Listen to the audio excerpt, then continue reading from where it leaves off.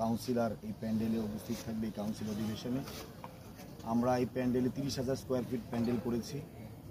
আমাদের 3 ধাপে স্টেজ করা হয়েছে। মেইন স্টেজে আমাদের জাতীয় নেতৃবৃন্দ, জেলা নেতৃবৃন্দ বসবেন।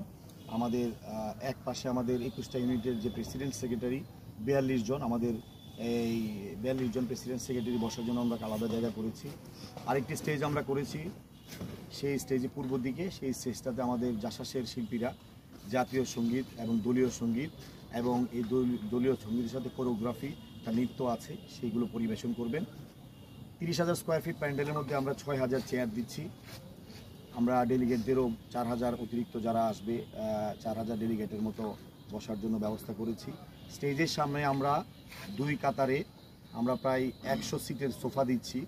সিনিয়র নেতৃবৃন্দ বা এই বিভাগ থেকে বিভিন্ন জেলার নেতৃবৃন্দ অনেকে উপস্থিত থাকবেন, গণ্যমান্য ব্যক্তিবর্গ থাকবেন, ওনারা বসবেন। এরপরে আমরা আবার 2 সারি চেয়ার রাখতেছি, সেখানেও সোফার পরে সেখানেও আমাদের যারা সিনিয়র নেতৃবৃন্দ, ঢাকা থেকে অনেক মেহমানরা আসবেন, জাতীয় নেতৃবৃন্দের সাথে তাদেরও বসার জন্য আমরা ব্যবস্থা করছি।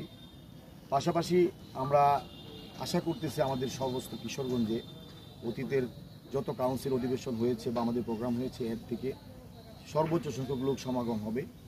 আপনাদের খেয়াল আছে আমরা 2014 সালে গুরুদয়াল সরকারি কলেজ মাঠে 20 দলীয় জোটের একটি জনসভা করেছিলাম। সেই জনসভাটাও আমার সৌভাগ্য হয়েছিল সভাপতিত্ব করার। সেখানে বিএনপির চেয়ারপারসন দেশনেত্রী বেগম খালেদা জিয়া প্রধান অতিথি ছিলেন।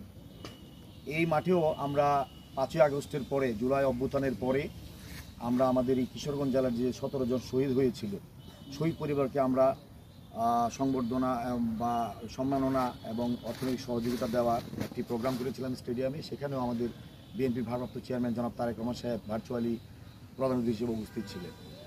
আমরা আজকে যে প্রোগ্রামটার প্রস্তুতি নিতে যাচ্ছি, এটাও আমরা বিশ্বাস করি যে কিশোরগঞ্জ জেলার 21টা ইউনিট থেকে আমাদের জাতীয়তাবাদী দল সহ সকল অঙ্গ সহযোগী সংগঠনের